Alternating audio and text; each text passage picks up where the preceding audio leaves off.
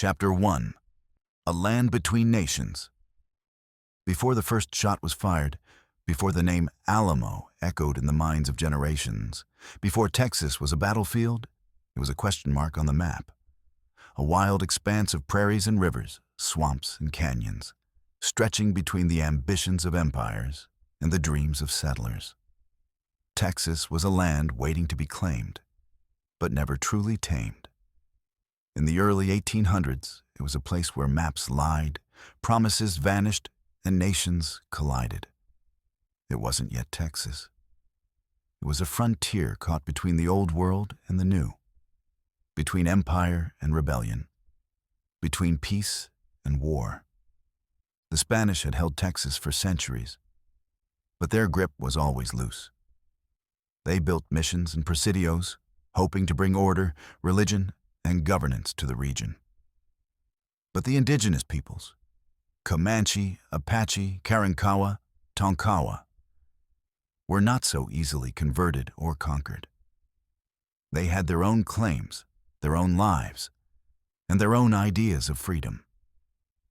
The Spanish colonists who ventured northward into Texas often found themselves isolated, underprotected, and caught between two worlds, one of imperial decree and one of survival. Life in Spanish Texas was hard and lonely, and few Spaniards came willingly. Then came revolution. In 1821, after a long and bloody struggle, Mexico broke free from Spain. The chains of colonialism were snapped, but what came next was chaos. Mexico was young, proud, and unsure of its future. Its leaders wanted to unify a massive, diverse country that stretched from Guatemala to California. But the northern territories, places like Texas, were distant, underpopulated, and vulnerable. To Mexico City, Texas was a faraway land full of danger and opportunity, but lacking loyalty. So they made a gamble. If Mexicans wouldn't move north, perhaps others would. Mexico opened the door to settlers from the United States. Under the system of impresarios, land agents granted huge tracts of territory in exchange for bringing in families. American migration into Texas began. It started slowly, but it didn't stay that way. One of the most famous impresarios, Stephen F. Austin, brought in hundreds of Anglo-American settlers, and others followed. They came with wagons and rifles, with slaves and Bibles, with ambitions of land ownership and a better life. They pledged to follow Mexican laws, to convert to Catholicism, to become Mexican citizens. But on the ground, those promises faded like dust in the Texas sun. The new settlers brought with them not just cattle and cotton, but a culture rooted in the American South. Many of them were from Tennessee, Georgia, the Carolinas, places where land was expensive and power was scarce. Texas offered a second chance, a blank slate. But it also brought contradictions. Slavery was technically illegal in Mexico. Yet the Anglo settlers brought slaves anyway. Catholicism was the national religion, but many remained Protestant. Spanish was the official language, but English dominated in their communities. From the start, two cultures shared the same land, but not the same vision. As Anglo settlers arrived in droves, tensions mounted. Mexican authorities worried about loyalty. Were these settlers really committed to the Mexican nation? Or were they a Trojan horse sent by the United States to eventually take Texas by force? The fear wasn't entirely irrational. In Washington, some politicians openly speculated about Texas becoming part of the Union. After all, the U.S. had already swallowed up vast lands from France through the Louisiana Purchase. Why not add Texas to the map? Meanwhile, the indigenous tribes of Texas watched these changes with wary eyes. The Comanche still dominated the plains, fierce and mobile. They raided settlements, Mexican and American alike. and refused to be boxed in by treaties. To them, all these new powers, Spain, Mexico, America, were just different faces of the same threat. The struggle for Texas wasn't just a fight between nations. It was a collision of peoples, each fighting to preserve their way of life. In the 1820s, the experiment still held. There were tensions, yes, but also cooperation. Anglo settlers traded with Tejanos, Mexican Texans, who had lived in the region for generations. Marriages between cultures were not uncommon. There was trade, dialogue, and shared struggle. The Mexican Constitution of 1824 promised federalism, liberty, and local governance, values that echoed the American Constitution. For a brief moment, it seemed like Texas might become a model of multicultural coexistence. But peace was fragile, and politics had sharp teeth. In the 1830s, everything began to unravel. Mexico had changed. A centralist government took hold, led by President Antonio López de Santa Anna. He abolished the Constitution of 1824 and replaced it with centralized authority. States lost their autonomy. Military governors were installed. Dissent was crushed. The promises of federalism vanished, and with them, the trust of many Texans. Suddenly, laws were enforced more strictly. Immigration from the U.S. was restricted. Taxes were levied. Troops were stationed in towns like Anahuac and San Antonio. Americans who once saw Mexico as a partner now saw it as an oppressor. Meanwhile, Tejanos, Mexicans who had long called Texas home, found themselves caught in the middle, trying to defend their land and rights from a distant capital that no longer listened. Whispers of rebellion turned to speeches. Meetings turned to militias. And the settlers, both Anglo and Tejano, began to prepare. Not all agreed on what they wanted. Some hoped for a return to the 1824 Constitution. Others dreamed of independence. Still others quietly wished for annexation to the United States. But one thing was clear. The old order was breaking. Texas had become a pressure cooker. It was no longer just a land between nations. It was a land ready to erupt. Borders blurred. Allegiances shifted. Men who once pledged loyalty to Mexico now armed themselves against it. And in the distance, on the edge of the frontier, stood a crumbling Spanish mission-turned-military outpost. It had thick stone walls and little strategic value. But soon, it would become the center of the storm.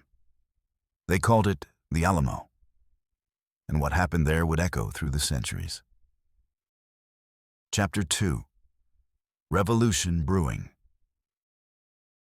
The Alamo stood still for now, but the world around it was changing fast. The revolution hadn't started with cannon fire or midnight raids.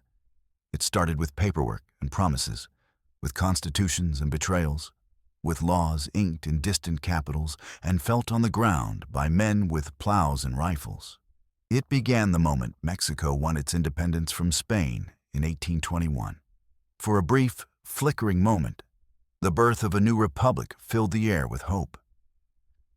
But revolution is rarely tidy, and the seeds of a new conflict were already buried in the soil. Mexico's fight for independence had lasted over a decade. It was long, brutal, and exhausting. When the dust finally settled, the country found itself free from Spain, but far from united.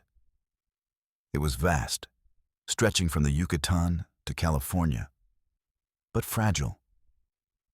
The new government tried to knit together a patchwork of provinces, peoples, and political visions. It wasn't easy. Mexico was broke, its army weak, and its political system unstable. Factions clashed. Federalists wanted a loose confederation of self-governing states. while centralists demanded strong control from Mexico City. The young nation teetered on a knife's edge. For Texans, both Tejano natives and newly arrived Anglo settlers, the early years of Mexican independence brought cautious optimism. The Constitution of 1824 was a beacon. It promised federalism, local autonomy, and rights for citizens across the vast land. Under this framework, Texas was merged with the neighboring state of Coahuila to form the state of Coahuila y Texas. Though the two regions were culturally and linguistically distinct, they shared a belief in the federal promise. Towns like San Antonio and Goliad thrived in this new climate, and settlers continued to pour into Texas under the impresario system. They built farms, founded towns, and tried to believe that coexistence was possible. But that fragile balance began to wobble. The Mexican government, wary of the growing Anglo presence in Texas, took steps to slow it down. In 1830, the Law of April 6th was passed. It banned further immigration from the United States and placed new restrictions on settlers already in Texas. It was a move born of fear. Fear that Texas would be swallowed up by its northern neighbor. But to the settlers, it felt like betrayal. Many had come with the understanding that they could build new lives in Texas under generous land terms and minimal interference. Suddenly, those terms were shifting. At the same time, tensions were rising across Mexico.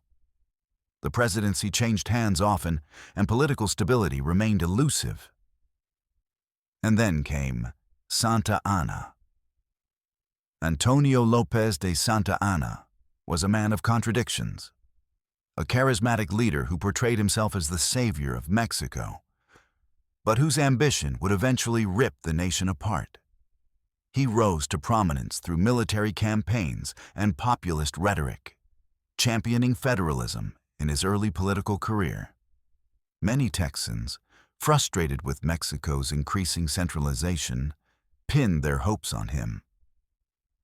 Perhaps Santa Anna would restore the Constitution of 1824. Perhaps he would listen.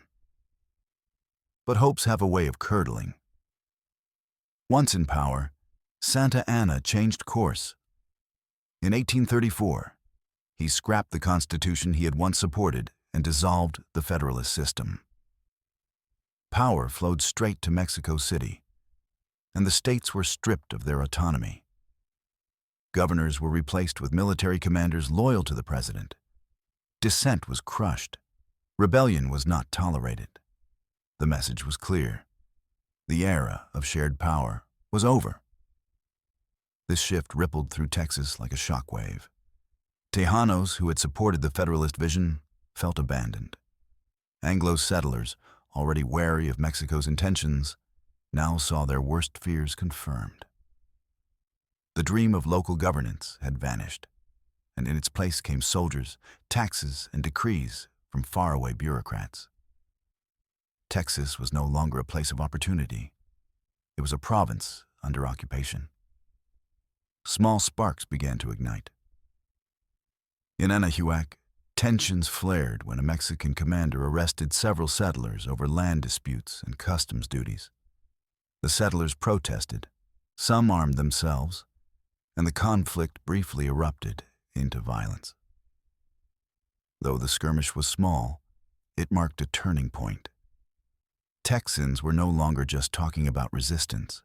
They were practicing it.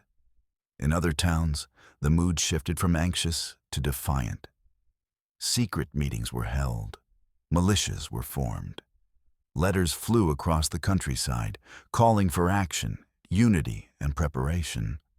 Still, many weren't yet ready to call it a revolution. Some hoped for a political solution, a return to the 1824 Constitution.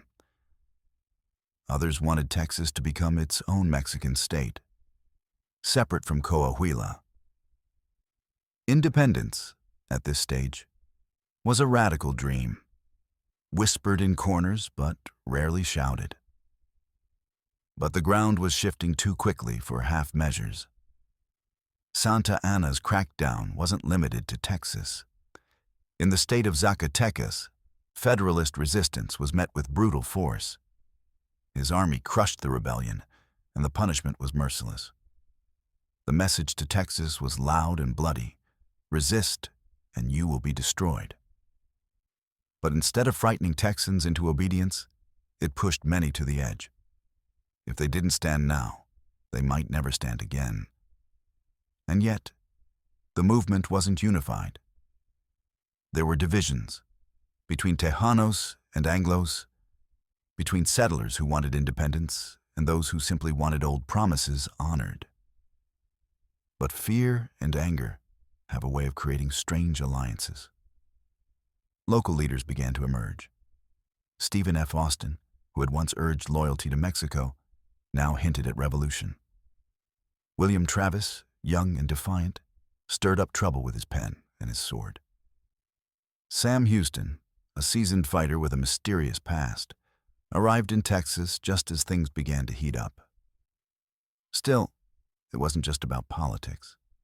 It was about identity. Were the settlers Mexican, American, something else? What did it mean to live in Texas, to fight for Texas, to die for Texas? The lines were blurring, and so was the patience of the people. By late 1835, the air was thick with tension. Everywhere, it felt like something was about to snap. Men cleaned their rifles and listened for rumors. Women packed supplies and sent their children to stay with relatives. Churches prayed. Towns held votes. And in the hills and plains of Texas, a quiet drumbeat of resistance began to swell. The revolution wasn't yet in full bloom, but its roots were deep. A cry for freedom, a fight for rights, a rebellion against betrayal. It was coming, and when it did, it would not come gently. It would come with fire, with gunpowder, and with a battle that would burn itself into legend. The defenders were gathering, the flags were being raised, and the mission in San Antonio, old and forgotten, would soon become the place where revolution turned to war. The Alamo was waiting. Chapter 3: The Spark of War. The year was 1835, and the air in Texas crackled with something electric: uncertainty, anger, resolve. For years, tension had simmered, rising in waves of frustration, then briefly calming, only to rise again stronger than before. But revolutions rarely come in a single moment. They build slowly with rumors and speeches, with laws and insults. And then, suddenly, they ignite. All it takes is a spark. That spark came in a small town on the banks of the Guadalupe River. Gonzales was no capital, no military stronghold. It was a quiet settlement, little more than a cluster of cabins and farms. But it held something Mexico wanted: a cannon. Years earlier, the Mexican government had given it to the settlers to help defend against Comanche raids. Now, with tensions on the rise and Santa Anna's forces tightening control, the authorities wanted it back. A detachment of Mexican soldiers was sent to retrieve it. Just a formality, they thought. But they underestimated the settlers' mood. When the soldiers arrived in late September 1835, they were met with delays, resistance, and finally, armed defiance. The people of Gonzales refused to surrender the cannon. They buried it, stalled the soldiers, and quietly called for help. Word spread fast, and volunteers from surrounding towns began to arrive. Within days, a ragtag militia had formed, small but determined. They dug up the cannon, mounted it on wheels, and pointed it toward the river crossing. Someone, no one remembers exactly who, sewed a crude white flag. On it, in bold black letters, were 4 words that would echo through history. Come and take it. When the Mexican soldiers attempted to take the cannon by force on October 2nd, they were met with gunfire. It wasn't a major battle, barely a skirmish by military standards. Few died, but it didn't matter. The first shots of the Texas Revolution had been fired. The war had begun. Across Texas, the news spread like wildfire. Gonzales became more than a town. It became a symbol. Settlers who had been waiting, wondering, hesitating, suddenly knew what they had to do. They grabbed rifles, saddled horses, and rode to join the cause. Meetings turned into councils of war. Petitions gave way to plans. The revolution had a heartbeat now, and it was racing. At the same time, in San Antonio de Bexar, what we now call San Antonio, tensions boiled over. Mexican forces under General Martín Perfecto de Cos, brother-in-law to Santa Anna himself, had taken control of the city and fortified it. He brought troops, built up defenses, and tried to keep Texas quiet through strength. But the revolutionaries saw his presence not as protection, but provocation. If Texas was to resist central control, Bexar had to be taken. Volunteers began gathering near the town of Gonzales, forming a makeshift army. They were farmers and ranchers, shopkeepers and adventurers. Few were trained soldiers, but they had fire in their bellies and rifles in their hands. Leaders emerged: Edward Burleson, Ben Milam, and a young commander named Stephen F. Austin, better known for diplomacy than battle, but now drawn into war. By mid-October, this army of the people had marched toward Bexar. Along the way, they captured Goliad with little resistance, securing valuable supplies and morale. But Bexar would be a different story. Cos had hundreds of soldiers inside thick stone walls. The city was a fortress, and the Texian army lacked cannons, coordination, and clear leadership. Still, they laid siege to the city. For weeks, the two sides stared each other down. Shots rang out now and then, but neither side committed to a full assault. Supplies ran low. Morale wavered. Some volunteers returned home, disillusioned. Others argued over what to do next. Some called for retreat. Some wanted to wait for reinforcements. But one man refused to give up. His name was Ben Milam, a former filibuster, veteran of wars, and a restless soul. Milam had fought in Mexico's own war of independence and knew both the stakes and the terrain. On December 4th, he stood before the weary, fracturing Texian camp and issued a challenge. Who will go with old Ben Milam into San Antonio? 300 men answered. The next day, they launched a daring assault on the city itself, fighting street by street, house by house. The battle was brutal, intimate, and chaotic. Smoke filled the air. Blood stained the adobe walls. Mexican soldiers resisted fiercely, but the attackers pressed on. For 5 days, the fighting continued. On December 7th, a sniper's bullet struck Milam in the head, killing him instantly. But his men didn't stop. They fought harder. Finally, on December 9th, Cos surrendered. The terms were surprisingly generous. His troops were allowed to retreat across the Rio Grande. But San Antonio was now in Texian hands. The siege of Bexar had ended in victory. It was a turning point. Texas had struck a powerful blow against central authority. For the first time, revolutionaries controlled a major city. Spirits soared. Men toasted their fallen comrades. They spoke of freedom, of destiny, of a new republic rising from the ashes of colonial rule. But not everyone agreed on what came next. Some believed the fight was over. Cos was gone. Santa Anna would surely back down. The enemy had been driven out, and Texas could negotiate from a position of strength. But others knew better. Santa Anna had not yet responded. The lion had not yet roared. And though the revolution had sparked in Gonzales and blazed through Bexar, the fire was only beginning to spread. The real storm still lay ahead, one that would descend on the walls of an old mission-turned-fortress on the edge of San Antonio. The Alamo was no longer just a crumbling church. It was about to become the center of everything. Chapter 4. Enter the Alamo. San Antonio lay quiet after the siege of Bexar. The Mexican army was gone, driven south across the Rio Grande. The streets that had echoed with rifle fire were now calm, the smoke cleared, the wounded buried or patched up. For a moment it felt like victory. The revolutionaries had taken the city. The enemy had surrendered.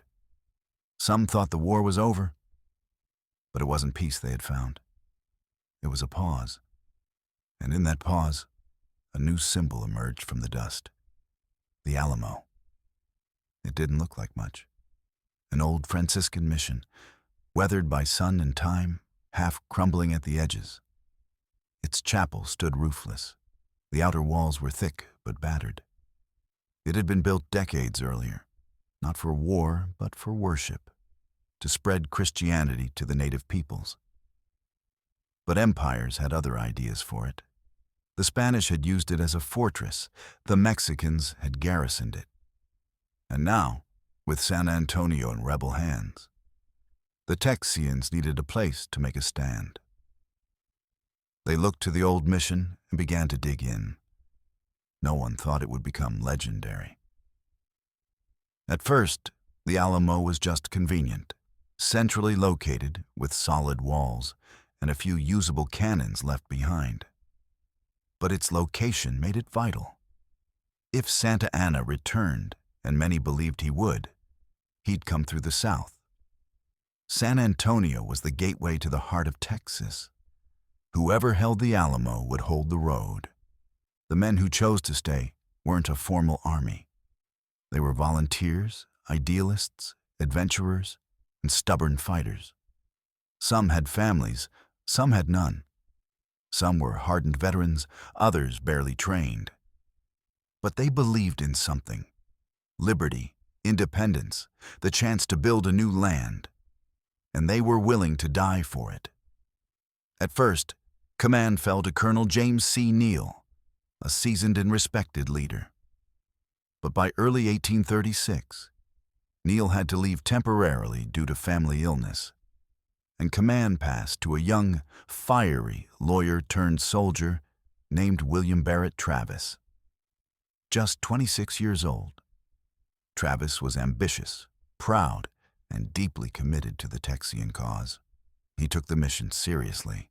Under his leadership, defenses were strengthened, cannons were moved, walls were reinforced, supplies were scrounged and stored, though not nearly enough. He was soon joined by another figure, James Bowie, a name already known across the frontier. Tall, tough, and imposing, Bowie had a reputation as a brawler and survivor. He had married into a prominent Tejano family and was well respected in San Antonio. Though he and Travis clashed at first, both wanted command. They eventually agreed to share leadership. It was an uneasy alliance, but one forged in necessity. Then came the most famous man of all, Davy Crockett. Crockett arrived in February 1836 with a small band of Tennessee volunteers. He brought with him a long rifle, a sharp tongue, and a legend already in the making. Back east, he had served in Congress and defied Andrew Jackson. But politics had turned against him. "You may all go to hell," he reportedly said after losing re-election, "and I will go to Texas." And so he did. But he didn't come just to run from failure. He came, like many others, chasing something that felt more honest than politics: freedom, land, and a place in history. At the Alamo, he found all three.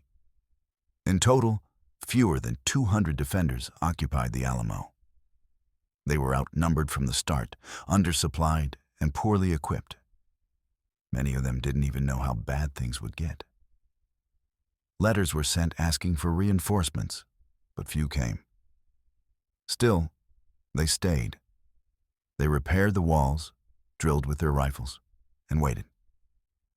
Some may have believed help was on the way. Others knew the odds. But none of them ran. Outside the mission walls, the world moved fast. Rumors spread of Santa Anna's approach. Stories of burning towns and brutal retribution.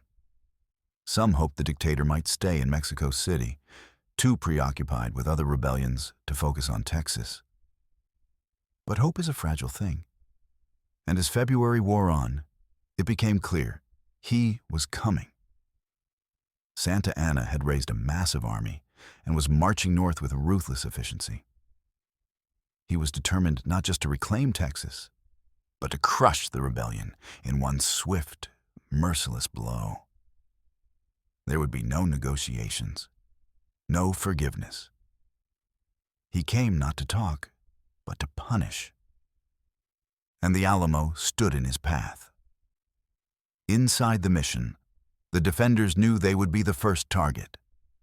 They doubled their efforts, counted their ammunition, and watched the southern horizon. Every sunrise brought new tension. Every night was quieter than the last. The city outside the walls emptied. Civilians fled. The mission became a fortress, not just in structure, but in spirit. Why did they stay? It wasn't for glory. It wasn't for gold. It was something harder to explain, something rooted in pride, principle, and a refusal to surrender.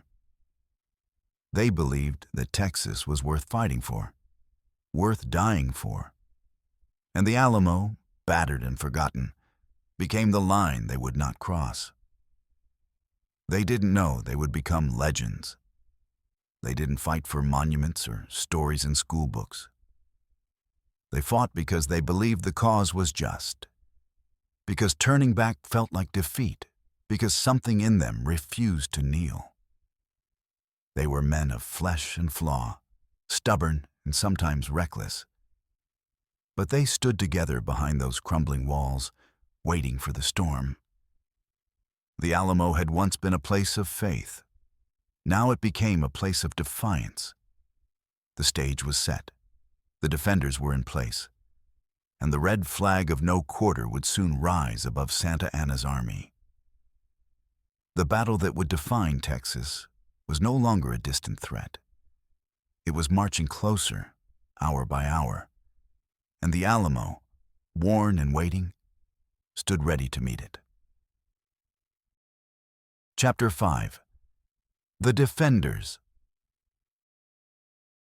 They came from different corners of the country, each carrying their own burdens, hopes, and histories. When they stood behind the walls of the Alamo, they were not part of a polished army. They were not united by rank or uniform or even language. What held them together was something deeper, a belief, however unspoken, that liberty was worth standing for, even when standing meant dying. Among them were three men whose names would echo long after the smoke cleared. William B. Travis, James Bowie, and Davy Crockett. Three different men, one final stand. William Barrett Travis was young. Too young, some thought, to lead men into battle. He was only 26, with a narrow face, sharp eyes, and a pen that could draw blood faster than a sword. He had come to Texas to escape debts, disappointment, and a failed marriage. But once he arrived, he became something else. A believer in the cause, a man with a mission. He studied law, joined the militia, and quickly found himself swept into the rising tide of revolution. When he took command at the Alamo, it wasn't through charisma or brute force. It was through will. Travis was strict, disciplined, and fiercely principled. he wrote with the voice of a man already aware of his place in history. His letters from the Alamo were not just pleas for reinforcements, they were declarations. "I shall never surrender or retreat," he wrote. "Victory or death." It was more than bravado.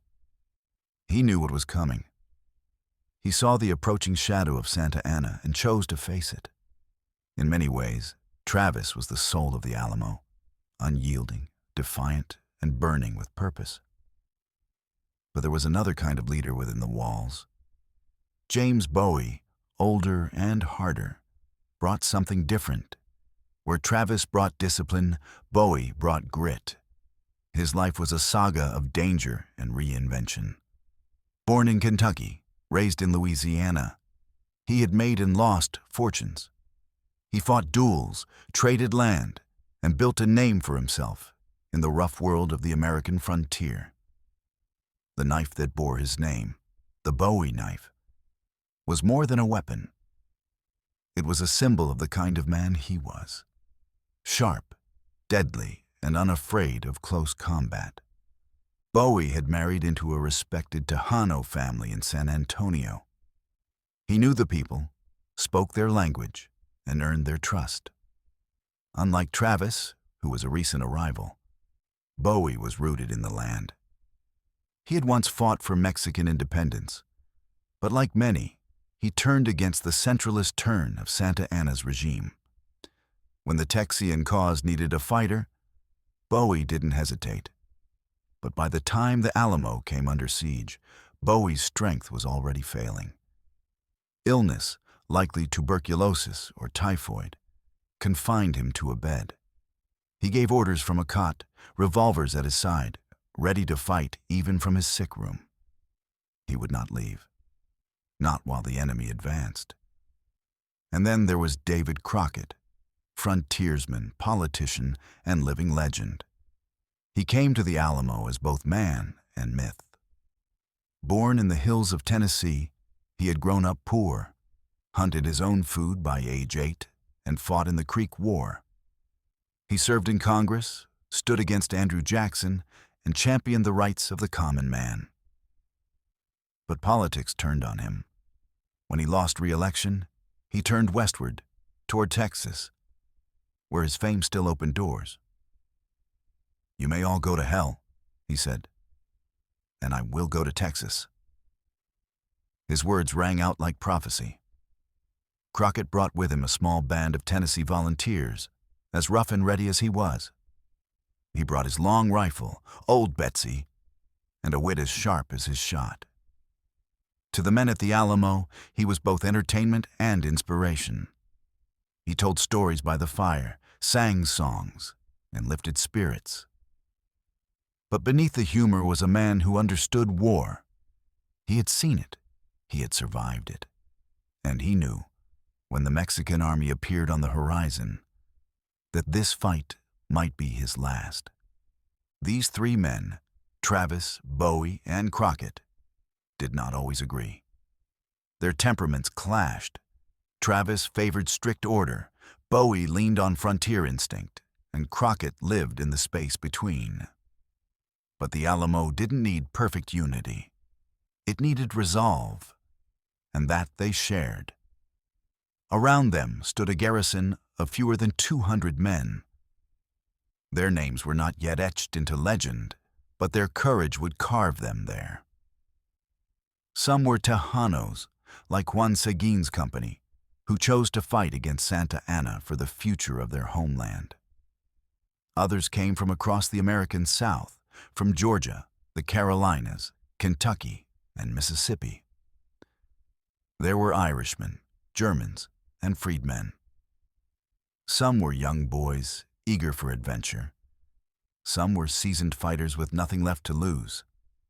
Some had come for land. Some came for liberty. All stayed for the same reason, because turning back meant surrendering not just the mission, but the dream. They knew what was coming. They had heard the stories, how Santa Ana crushed rebellion with fire and steel. They knew the Mexican army would not offer generous terms. They saw the red flag raised above San Antonio.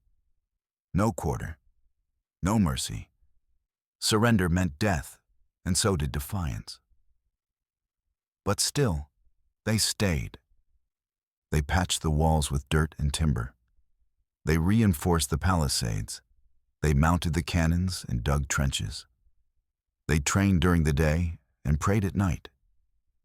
And though their numbers were small and their supplies scarce, their spirits refused to break. The Alamo had become more than a building. It was now a statement. And in that place, those men, flawed, brave, and wildly different, became something more than soldiers. They became symbols, not because they wanted to be, but because they chose not to run. They didn't just defend a mission, they defended a promise. Outside the walls, the ground trembled. Santa Anna was coming, and with him, thousands of trained troops. But inside the Alamo, a few hundred men looked death in the eye and stood their ground. And when the time came, they would do more than resist. They would make history. Chapter 6. The Siege Begins. The morning was still when they first saw it, dust rising on the southern horizon, low and thick, carried by the hooves of cavalry and the boots of infantry. It was February 23rd, 1836. The defenders inside the Alamo squinted into the sun, climbed the battered walls, and saw what they had both expected and feared. Santa Anna had arrived. He came with banners and bands, uniforms bright against the dry earth. His army, thousands strong, moved with chilling discipline. They carried the confidence of a seasoned general and the weight of a nation's will. Cannon carriages rumbled across the rocky soil. Bayonets gleamed in the afternoon light. Trumpets blared. And at the front of it all rode the man himself, Antonio Lopez de Santa Anna, President of Mexico, self-declared Napoleon of the West, and executioner of rebellion. Inside the Alamo, the mood shifted. The men had been waiting, watching the horizon for days, even weeks. But the sight of that army made things real. The laughter stopped. The cards were put away. Jokes about reinforcements arriving by miracle faded into silence. Now there were only the sounds of preparation, the clicking of gun hammers, the rustle of powder bags, the quiet prayers under breath. The siege had begun. Santa Anna wasted no time. He ordered a red flag hoisted above the church tower in San Fernando, blood red, the universal sign of no quarter. The meaning was clear. Surrender and die. Resist and die. There would be no negotiation, no mercy. Inside the Alamo, Travis gathered the men. They could try to break out. They could attempt to slip away under cover of night. But none of that was seriously considered. The answer was silence. Then nods. They would stay. Travis responded the only way he knew how, with words. He penned a letter, fast and urgent, addressed to the people of Texas and all Americans in the world. It was both plea and declaration, written with fire and calm all at once. I call on you in the name of liberty, of patriotism and everything dear to the American character, he wrote, to come to our aid with all dispatch. And then, beneath his name, he scrawled the words that would come to define him: victory or death. He sent the letter out with a courier in the dark, knowing full well it might not reach anyone in time. But sending it wasn't just about help. It was about defiance. The defenders had no illusions. Reinforcements were unlikely. Escape was nearly impossible. But the call had to be made. For themselves, for the cause, for whatever future might survive the ashes. The 13 days that followed were a test of endurance more than arms. Santa Anna's army encircled the mission. cutting off every path in or out. Mexican cannons opened fire, shelling the walls, though the stone held firm. Sharpshooters took shots when they could, but the real assault had not yet begun. Santa Anna wasn't in a hurry. He wanted the defenders to break first, to starve, to fear, to feel every hour tick by like a sentence being carried out. Inside, the defenders settled into a rhythm of resistance. They repaired breaches, moved cannon, drilled their positions. Ammunition was counted and recounted. Rations were stretched. Water was rationed. Smoke from the enemy camp drifted through the air. At night, the drums beat low and steady. By day, the Mexican flag flew over the rooftops of San Antonio, a constant reminder of the power pressing in from all sides. Some men wrote letters. Others carved initials into wooden beams or sharpened knives with quiet determination. Travis, for all his youth, remained composed. He kept order, maintained shifts, and wrote daily in his journal. Bowie, though weakened by illness, issued commands from his cot, pistols by his side. Crockett, ever the storyteller, did what he could to lift spirits, telling tales, strumming his fiddle, cracking jokes even as the walls shook with cannon blasts. But beneath the surface, tension spread like smoke.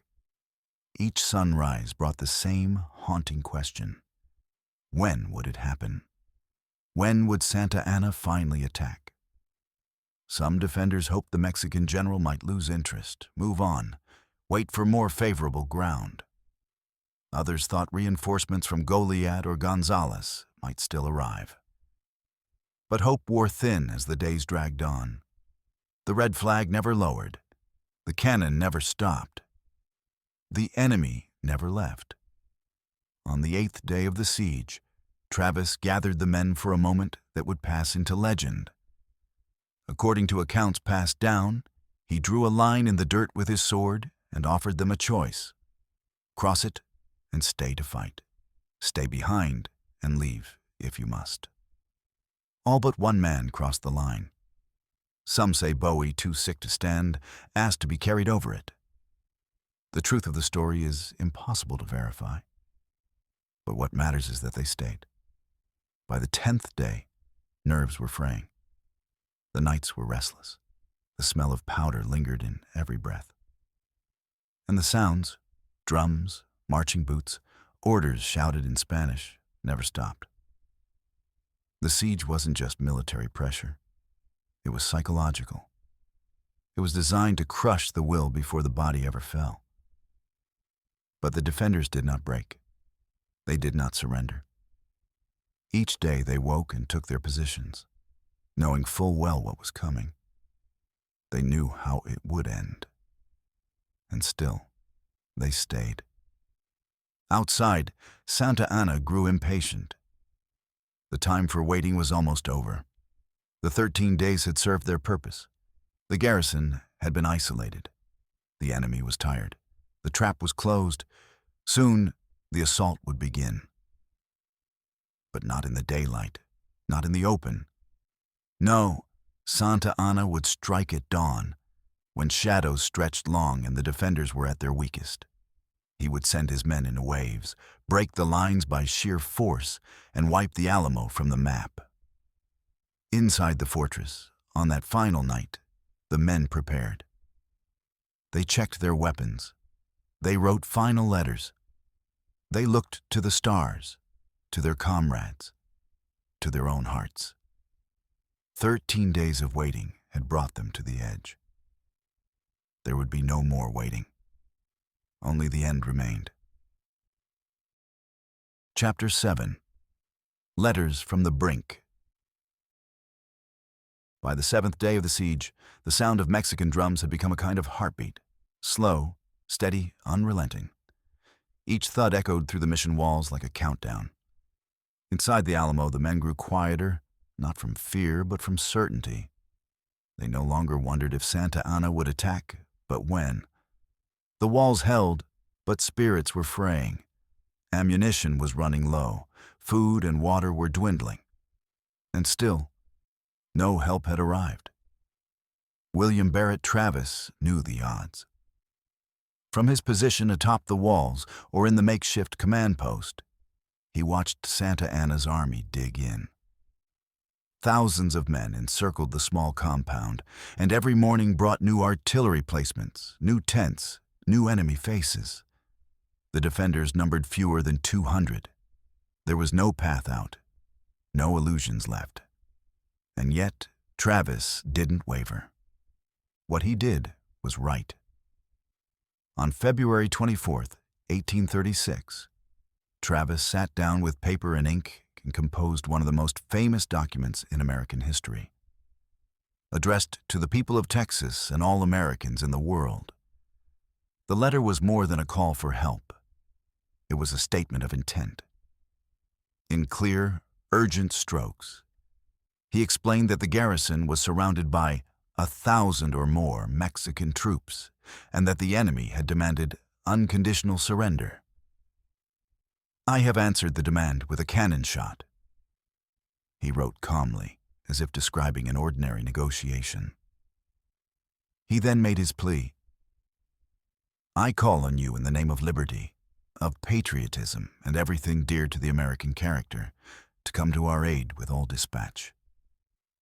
And finally, at the bottom of the page, he signed his name, followed by a line that would outlive him by centuries. Victory or death. It wasn't empty bravado. It was a truth he had accepted. The words were not about inspiring others. They were about making peace with what he already knew. There would be no surrender. There would be no retreat. The only options were triumph or destruction. And if destruction came, it would come with their heads held high. The letter left the Alamo with Captain Albert Martin, one of the few couriers able to slip through the siege lines. He rode hard through the Texas wilderness, making it to Gonzales and beyond. From there, the letter spread, passed from hand to hand, reprinted in newspapers, read aloud in town halls and army camps. The message was clear, defiant, unforgettable. The world now knew what was happening inside the Alamo. But knowing wasn't the same as acting. In towns across Texas, people reacted with admiration, sorrow, and alarm. Some pledged to march. Others hesitated. The revolution was still fragmented. Communication was slow. And the Mexican army, swift and merciless, was already far north of where many had expected it to be. Time was running out, and Santa Anna had stolen the initiative. Small groups tried to come. 32 men from Gonzales slipped through the lines in the dead of night, bringing a brief burst of hope to the garrison. But that was all. No larger force arrived. No great army marched to their relief. Travis sent more couriers. Some letters were intercepted. Others never reached their destinations. The pleas became more desperate, more personal. In one, Travis wrote, "If this call is neglected, I am determined to sustain myself as long as possible and die like a soldier who never forgets what is due to his own honor and that of his country." He didn't write for sympathy. He wrote because words were the only thing that could still escape the walls. He poured himself onto paper, his anger, his determination, his love for Texas. His letters were his last acts of command, his final rebellion against the silence that surrounded them. Other men wrote too. James Fannin, commander of Texian forces at Goliad, struggled with indecision. He prepared to march, then halted. His men were poorly equipped, his wagons broke down, and the route was treacherous. Days were lost, and the opportunity passed. Fannin's failure to reach the Alamo would haunt him, and Texas, long after the final shot was fired. Inside the Alamo, every day without reinforcements was another step toward the inevitable. Yet the defenders carried on. They drilled their positions, repaired walls, laughed when they could. Crockett still strummed his fiddle in the evenings. Bowie, though bedridden, kept pistols at hand, still issuing orders, still refusing to leave. The men shared what food they had, watched the horizon, and waited for the storm they knew would come. Some wrote their own final messages. Short notes to wives, to children, to fathers they hadn't seen in years. Scrawled on scraps of paper, these letters weren't meant for the world. They were meant for someone to remember them, to carry a name beyond the grave. And still, no help came. Santa Anna, too, watched the days pass. He waited with cold confidence, knowing the trap was set. Every hour tightened the noose. He could afford to wait. The defenders could not. His soldiers marched in view of the Alamo, raised flags, played music to keep the pressure steady. Sometimes at night, they fired cannons just to deny the defenders sleep. It was warfare by attrition, of the mind, of the spirit. But the men inside did not break. If anything, the silence outside made their resolve harder. If they would be abandoned, so be it. They would hold the line until they could hold it no longer. The Alamo had become more than a mission, more than a fortress. It had become a statement carved in stone and sweat and blood. And the longer they held, the louder that statement became. By the 12th day, the drums beat louder. More movement in the enemy camps, more riders, more signals. The end was coming. The letter writing had stopped. There was no one left to write to and nothing left to say. Everything had been said. Everything had been asked. Everything had been offered. The final night fell over San Antonio. Still and heavy. Inside the Alamo, men lay awake, staring at the stars or the rafters above their heads. They cleaned their rifles. They whispered prayers. They thought of home. They listened to the drums and knew that when they stopped, death would come. But they had made their choice. They had told the world. And when the walls fell, they would not be in silence. Chapter 8. Dawn of the final day. The darkness before dawn was absolute. The stars hung still above San Antonio, and the mission grounds lay wrapped in uneasy silence. Inside the Alamo, the men were already awake. There had been little sleep the night before. Just the steady sound of footsteps, whispered prayers, and the metallic click of loading weapons. Some stood watch on the ramparts, eyes fixed on the shadows beyond the walls. Others waited in position, muskets in hand, mouths dry, hearts hammering. They all knew what was coming. The silence didn't feel like peace, it felt like pressure. And then, just before 6 in the morning, it snapped. From the gloom came the faint beat of war drums, then the bugles. Then, like a wave crashing against stone, came the roar of thousands of boots pounding the earth. Santa Anna had ordered the attack before first light, and his men advanced in 4 columns from every direction, bayonets fixed, ladders hoisted, eyes blazing. They moved in silence at first, not firing, not shouting, until they were within range, and then the storm began. Inside the Alamo, the first defenders spotted the enemy moving in the dim light and raised the alarm. The call to arms echoed through the compound. Travis was one of the first to respond. He raced to the north wall, shouting orders as he ran. Moments later, a bullet struck him in the head. He died instantly, sword still in hand, the first of many to fall that morning. The fighting was immediate and merciless. Cannon roared from within the Alamo, blasting into the charging columns, tearing gaps through the Mexican ranks. Muskets flashed from the walls, dropping soldiers as they tried to scale the rough stone. But there were too many. For every man cut down, another stepped forward.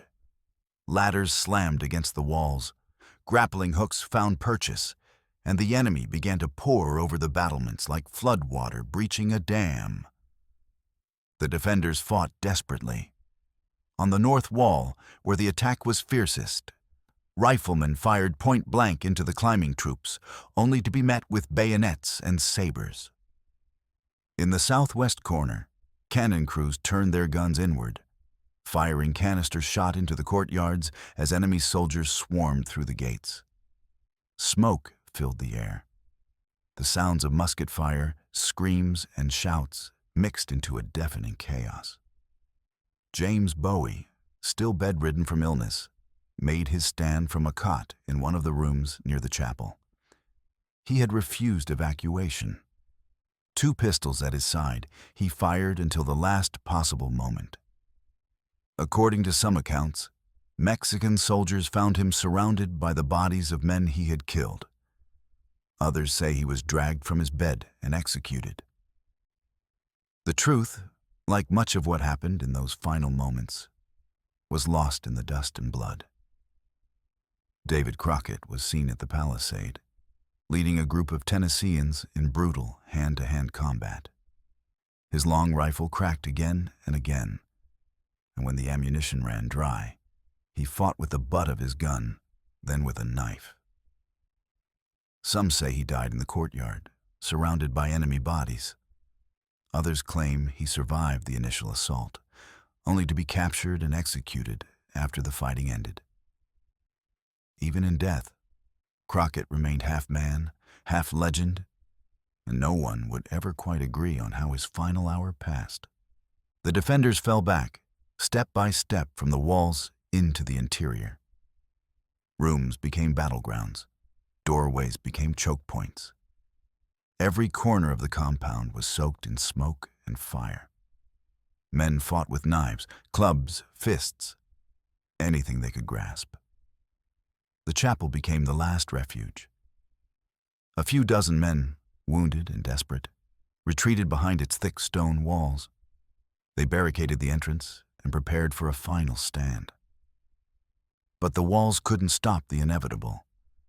Santa Anna's men breached the chapel doors with bayonets and axes.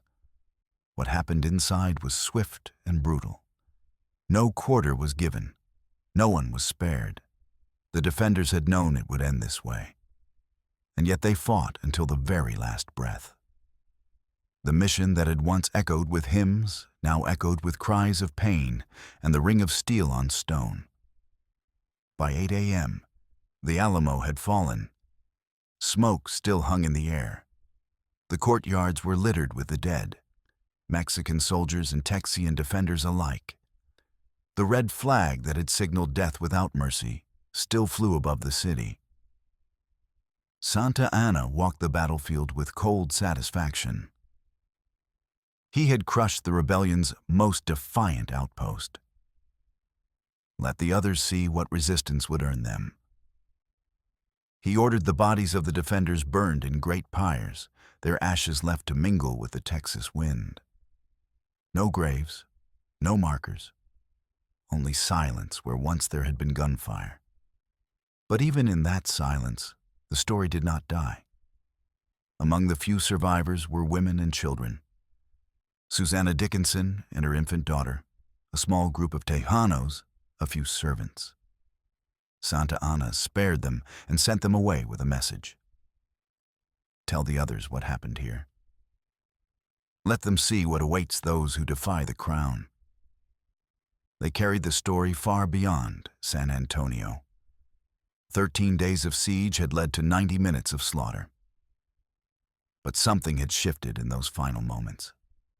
Santa Anna had won the field, but not the war. For every man who fell at the Alamo, 10 more would rise with fury in their hearts. The cost of the morning was steep, but its echo would shake the continent. The sun rose over the smoking ruins. The mission was quiet again. But beneath its shattered walls, something eternal had taken root. Not just death, not just defeat, but defiance. The Alamo had fallen. but Texas had not. Chapter 9. No Quarter Given. When the smoke finally settled and the echo of gunfire faded into the stone walls, the mission lay still. The Alamo had fallen, but in the silence that followed, something else began to rise. Questions. How had it ended? Who died where? Who, if anyone, had surrendered?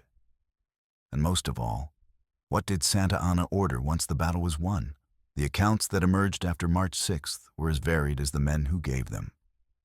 In the absence of survivors among the defenders, myths filled the gaps where truth had bled out. But one fact remained undisputed, carved into the legacy of that grim morning. There was no quarter given. Santa Anna had made that clear from the beginning. The red flag raised above San Fernando Cathedral had been more than a threat. It was a vow. No mercy, no negotiation. His mission was not to defeat an army, but to extinguish a rebellion. And so, when the final assault came and the defenders of the Alamo fell back into the chapel and barracks, there would be no reprieve. They would die where they stood, not because they chose to surrender, but because surrender was never an option. Still, stories emerged. Haunting stories. Some claimed that a handful of men, perhaps a dozen, had survived the battle itself, only to be dragged before Santa Anna. Among them, some whispered, was Davy Crockett. Whether wounded, captured, or found after the fighting had ended, these men were reportedly executed on the spot. A brutal act, yes, but one that matched the general's cold calculus. The war was not just about territory. It was about obedience. Mercy, in Santa Anna's eyes, was weakness. And weakness, he believed, would only prolong the rebellion. Accounts from Mexican officers paint a grim picture. Colonel Jose Enrique de la Peña, who kept a detailed journal of the campaign, wrote that Crockett and a small group were captured alive and brought before the commanding officers. They were bloodied, exhausted, weaponless. De la Peña claimed they pleaded for their lives, not with fear, but with dignity. He described Santa Anna turning away, giving the signal. The order was carried out by loyal officers. Swords were drawn. The men were killed where they knelt. Others denied this version entirely, insisting that Crockett died in the thick of battle, fighting to the end, surrounded by enemy soldiers. That he fell with his rifle in hand, covered in blood and dust, not as a prisoner, but as a warrior. For decades, the debate would rage. Was Crockett the heroic last man standing, or the tragic final witness to a lost cause? In truth, the answer may never be known. The chaos of battle erases detail. Witnesses lie, misremember, or repeat what they wish were true. What matters is that no defender was spared. Whether they died with a rifle or a plea on their lips, they died all the same. Every last man in the garrison, nearly 200 souls, was killed. Not one walked away. There were no military honors, no dignified burials. Santa Anna ordered the bodies of the dead stacked like cordwood and set ablaze. Great pyres rose outside the mission walls, the flames visible for miles. The acrid smell clung to the air for days. Ashes scattered across the Texas dirt, leaving no graves to mark the fallen. It was meant to erase them, to show the people of Texas what resistance would bring. But instead, it sparked something Santa Anna could not control. The brutality of the final assault, the refusal to spare a single man, echoed louder than any trumpet. Across Texas, the phrase, "Remember the Alamo," began to take form, not as a slogan, but as a cry of vengeance. The defenders had become martyrs, whether they intended to or not. Their deaths were not the end of a rebellion, but its ignition.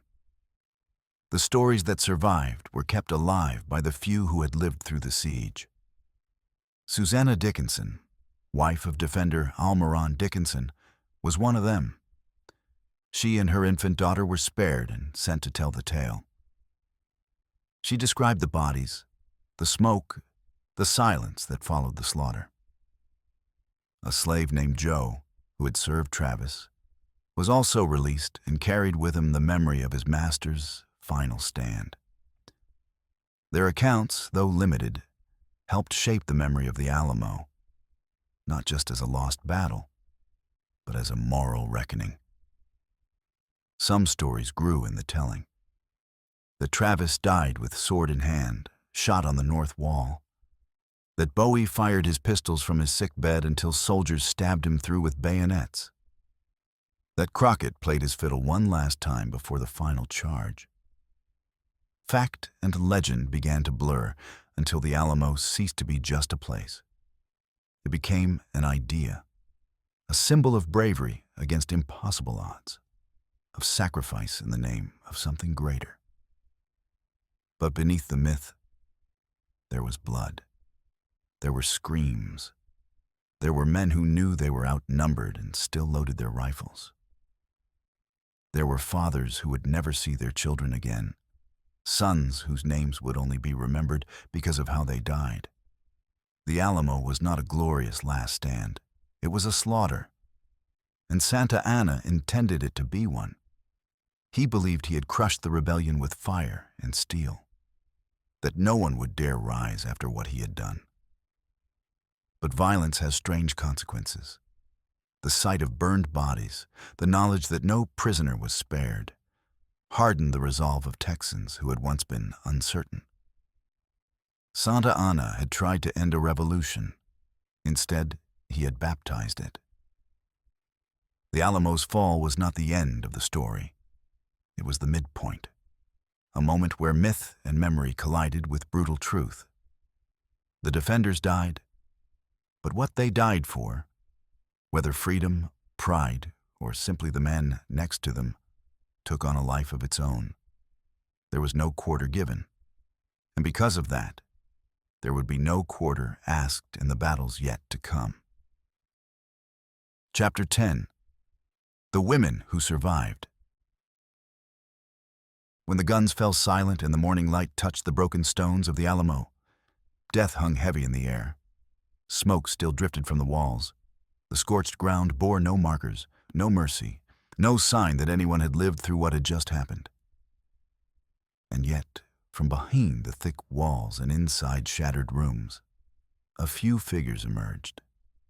Blinking, trembling, clutching children or pressing hands to wounds. They were not soldiers. They carried no weapons. They had not fought, but they had endured. These were the women of the Alamo, the forgotten witnesses to the most remembered battle in Texas history. They did not choose to be there.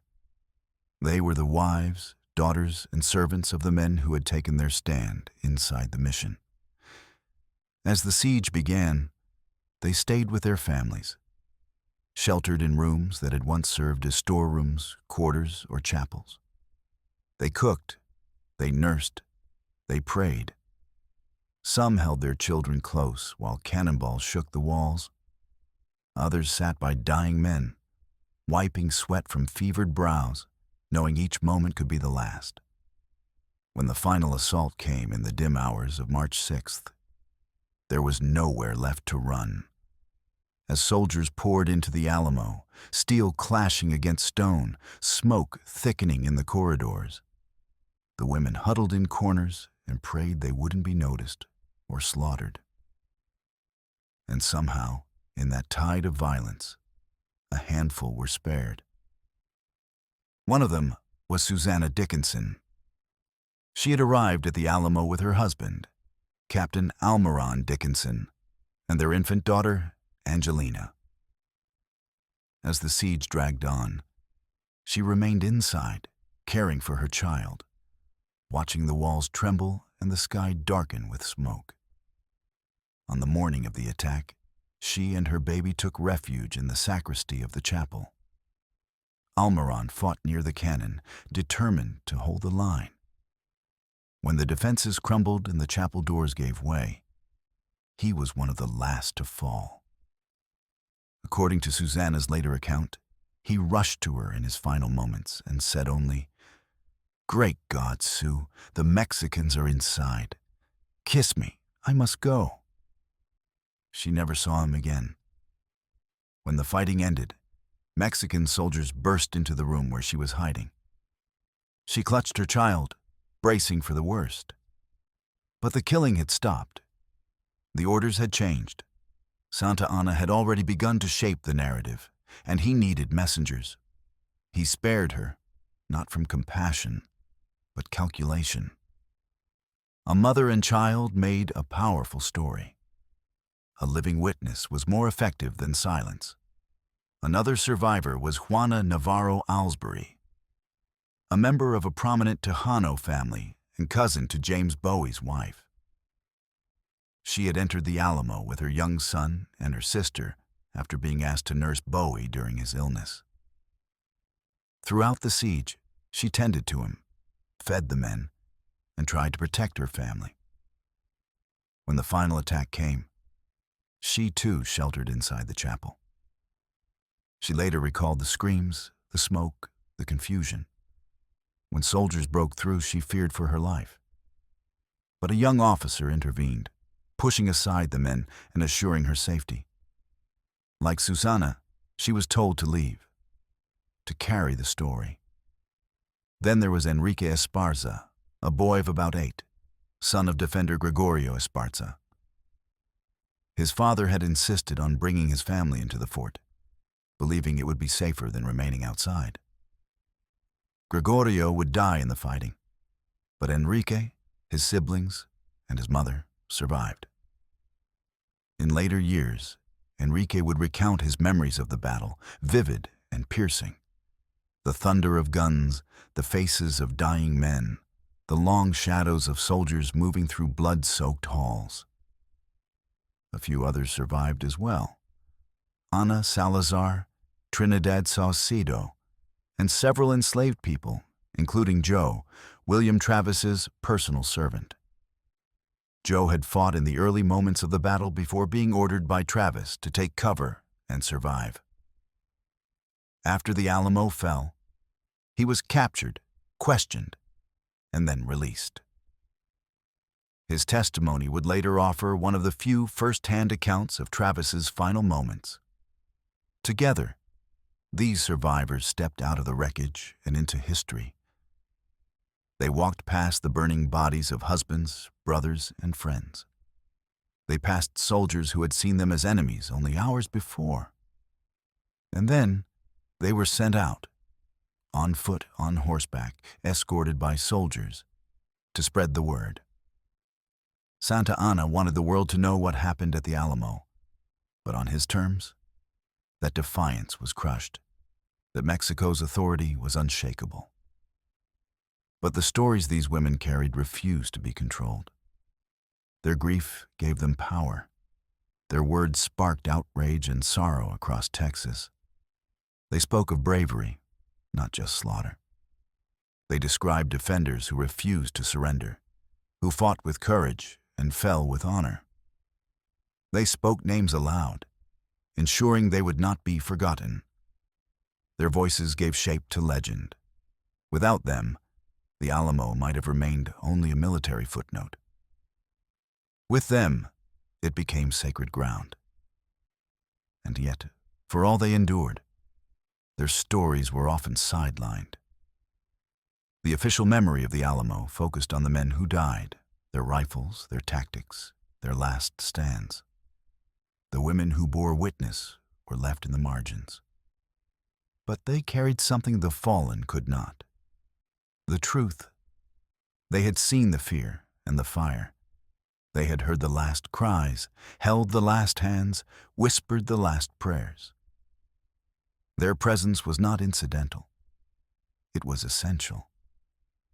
They were the human thread that ran through the myth, grounding it in the reality of loss, survival, and unbearable silence.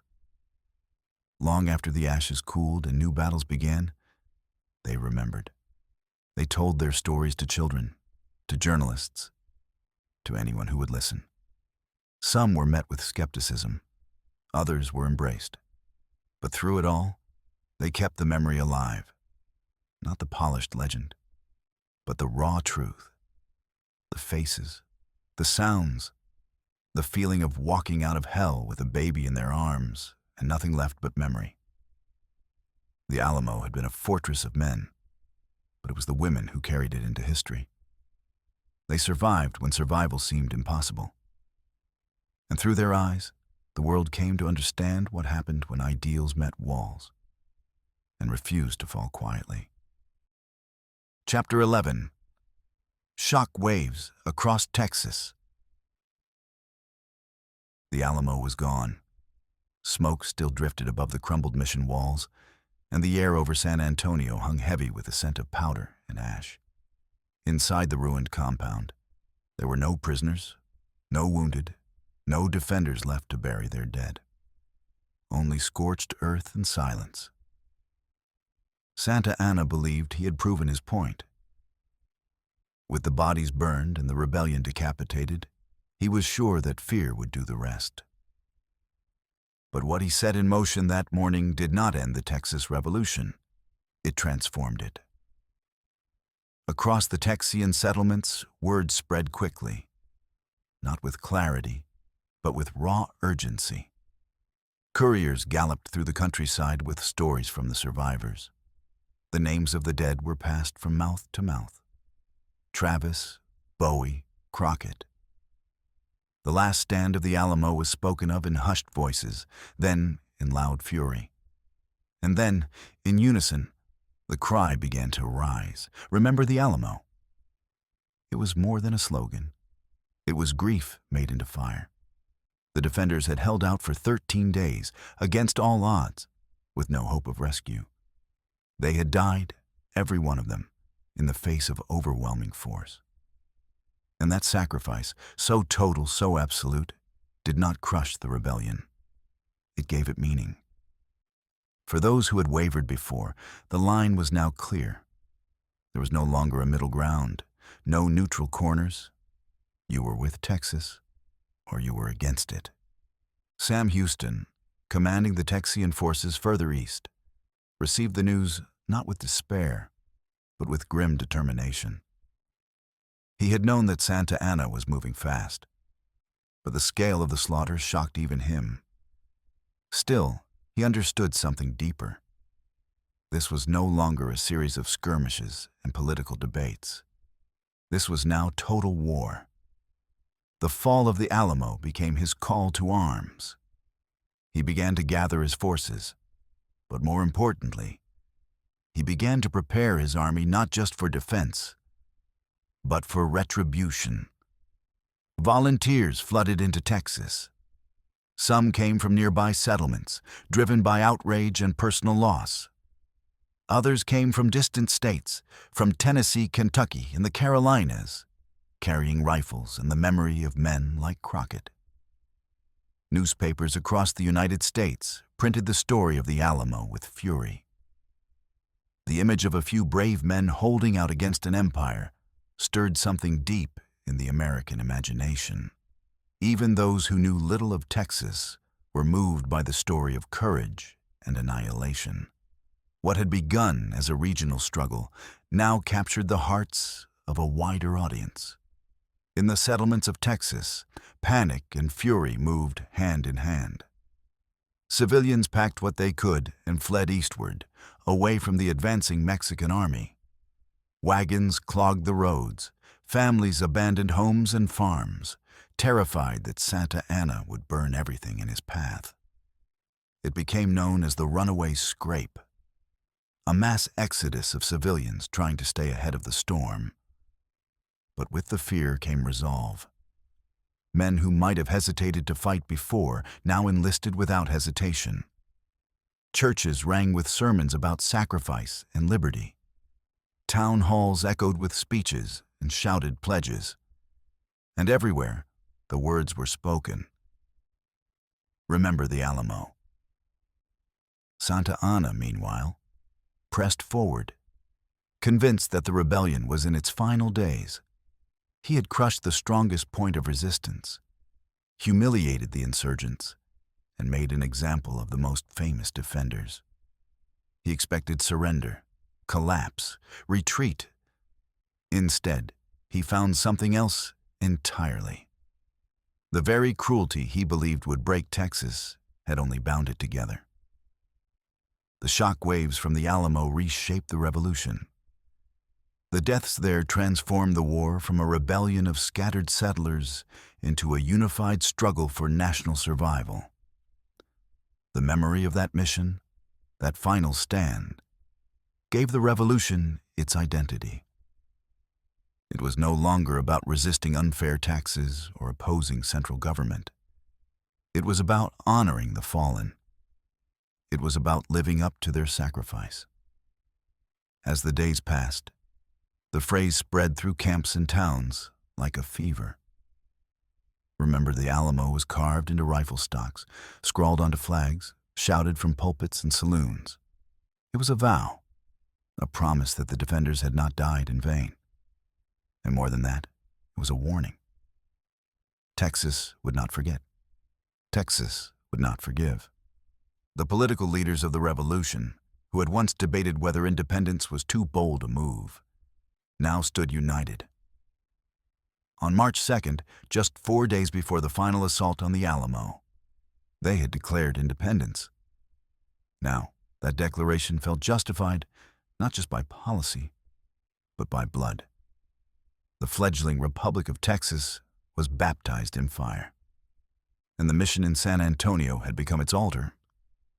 No one knew exactly how many had died in those final hours. No complete lists existed. Some names would never be recovered. But the legend grew faster than the facts could contain it. The defenders were no longer just men. They became mythic symbols of defiance, flawed, brave, and unwavering. Whether they were famous like Crockett, infamous like Bowie, or unknown like the dozens who had no monument, they were now part of something larger. The impact rippled outward. Even among Tejanos, Mexican Texans who had once been uncertain of their loyalties, the brutality at the Alamo opened eyes. Many had viewed Santa Anna as a necessary strongman, a protector of order. Now they saw the price of his power. Some joined the Texian cause. Others provided aid, intelligence, or safe passage. The lines had been redrawn, and the Alamo was the ink. Santa Anna's army kept moving, and more battles would follow. But the Alamo had changed the nature of the fight. It was no longer just about who controlled the land. It was about whose story would survive. In trying to erase his enemies with fire and sword, Santa Anna had done the opposite. He had made them immortal. Texas had lost a mission, but it had gained a purpose. Chapter 12. San Jacinto in the Turn of Fate. The Alamo had fallen. Goliad soon followed, his garrison captured and then executed under Santa Anna's direct orders. Texas bled, and its people ran. Eastward, away from the advancing Mexican army, through rain-soaked forests and across muddy trails. They fled with what little they could carry, terrified that the fires of San Antonio would find their homes next. It was chaos. Wagons overturned, families split, hunger spread. The runaway scrape was a trail of desperation, and in the middle of it all, one man began to gather what was left of the shattered revolution and forge it into something new. General Sam Houston had kept his distance from the earlier fights. He hadn't been at the Alamo. He hadn't been able to save Goliad. But now the war was at his doorstep. The Mexican army was pushing east, overextended and triumphant. And Houston knew that the next battle might be the last. But he wasn't in a hurry. He didn't match Santa Anna's march with his own. Instead, he retreated, watching, waiting, letting the enemy stretch thinner and thinner across the wide Texas landscape. The criticism came fast. Some called him a coward, others a traitor. Why wasn't he attacking? Why didn't he avenge the Alamo? But Houston had been a soldier long before he was a general.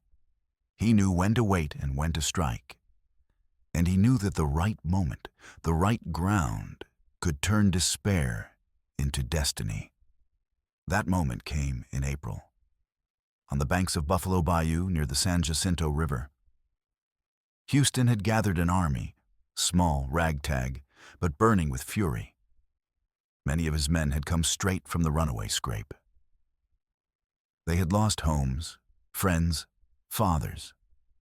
They carried the names of the Alamo and Goliad in their mouths like prayers and curses.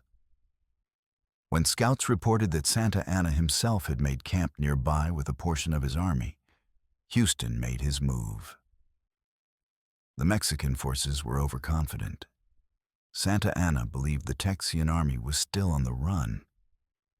He set up his camp in an open field bordered by woods and swamp, certain that no real threat could come from such a direction. He didn't fortify his position. He didn't post enough guards. He even let his men rest after a forced march, confident that Texas was already his. Houston saw the mistake. On April 21st, 1836, just 6 weeks after the fall of the Alamo, the Texian army attacked. They moved fast and quiet through the woods, using the trees for cover. The sun was high. The Mexican soldiers napped in the heat, unaware that their enemy was less than a mile away. Houston had waited long enough. Now he gave the order. The charge began with cries that tore through the air. 2 words shouted by every man: "Remember the Alamo!" It wasn't a battle cry. It was a verdict. Within moments, the Texians burst from the tree line and descended on the Mexican camp. Muskets fired. Sabers flashed. Chaos exploded. The surprise was total. Santa Anna's men scrambled, barefoot, half-dressed, grabbing weapons in confusion. Horses broke free, tents collapsed. Some fought back, others ran. But it was too late. The Texians cut through the camp like wildfire. In just 18 minutes, the Mexican army was shattered. Hundreds were killed. Hundreds more were captured. The rest vanished into the woods.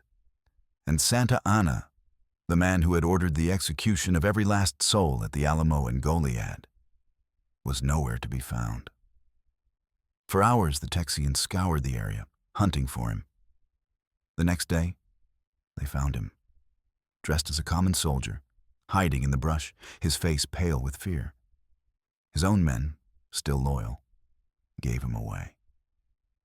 The president of Mexico was dragged before Sam Houston, who had been shot in the ankle during the battle and now sat wounded under a tree. There was no execution, no immediate justice. Houston saw that Santa Anna, alive, was worth more than dead. He was a bargaining chip, a way to end the war with words rather than more blood. Under threat of death and surrounded by a hostile army, Santa Anna agreed to terms. He ordered his remaining troops to withdraw. He signed papers recognizing Texas independence. And just like that, the war was over. But not the memory. The Battle of San Jacinto was swift, almost shockingly so. But its meaning ran deep. It was revenge for the Alamo. It was retribution for Goliad. It was the moment the Texas Revolution flipped from tragedy to triumph. Out of a massacre came a nation. Texas was born not with ceremony, but with fire and steel. Its flag was raised by men who had seen their friends burned and buried, who had fought with the fury of ghosts in their ears. San Jacinto wasn't just a military victory. It was a moral one. It proved that courage and patience, even when battered by defeat, could rise and strike with terrible force. The men who had died in San Antonio would never see this day. But their sacrifice had fueled it. Every defender who stood their ground at the Alamo had laid the foundation for Houston's victory. And now, the cry they had inspired, "Remember the Alamo," was no longer a lament. It was a legend. Santa Anna would return to Mexico, disgraced. The land he had tried to dominate slipped through his fingers. And Texas, a rough and uncertain republic, took its first steps into the world. It would be a nation of contradictions, built on liberty, haunted by violence, bold and flawed in equal measure. But its birth had come in the most dramatic way possible, through defeat, vengeance, and an impossible triumph at a quiet bend in the river. San Jacinto had turned fate on its head. What had once seemed lost had been reclaimed. What had been scattered was now united. Texas had bled, but now it stood, and the story was far from over. Chapter 13. Building the Alamo Myth. The guns had long gone quiet, but the Alamo never truly left Texas. Its walls stood scarred and blackened, its chapel roofless and hollow. For a time, it was abandoned, a hushed ruin in the middle of a growing town. People passed it on horseback, then in wagons, and eventually in automobiles, barely glancing at the crumbling stones. But even when the walls seemed to fall into silence, the story of the men who died there grew louder. It began not just as memory, but as something more enduring and far more powerful: myth. In the years following the Revolution, Texans spoke of the Alamo with a reverence that bordered on the sacred. It wasn't just a place where men died. It became a symbol of everything Texas claimed to be: brave, defiant, noble in defeat. The phrase, "Remember the Alamo," no longer needed explanation. It was a creed, a rallying cry, a shorthand for valor. But as the memory spread, it began to shift. What had been a tragic, brutal loss began to take on the shape of legend, polished by time and retelling. At first, it was the survivors who told the story: Susanna Dickinson, Enrique Esparza, Joe the slave, each offering pieces of the day that history had burned into them. But as decades passed, their voices faded and others took over. Politicians, newspaper editors, and storytellers began to shape the narrative. The fallen were no longer simply men. They became heroes beyond question, paragons of liberty who had died not just for Texas, but for the very soul of freedom. Their flaws were scrubbed away, their doubts forgotten. They stood as a united brotherhood of martyrs, stoic, unbending, almost divine. The physical Alamo itself became a stage for memory. In the late 19th century, preservation efforts began. Citizens, especially women's groups like the Daughters of the Republic of Texas, raised money to protect what remained of the structure. The chapel was cleaned up. The grounds were restored. Tourists began to arrive. The mission turned fortress turned shrine. And as the site was reconstructed, so too was the story it represented. By the time the 20th century arrived, the Alamo was no longer just a historical site. It was a holy place.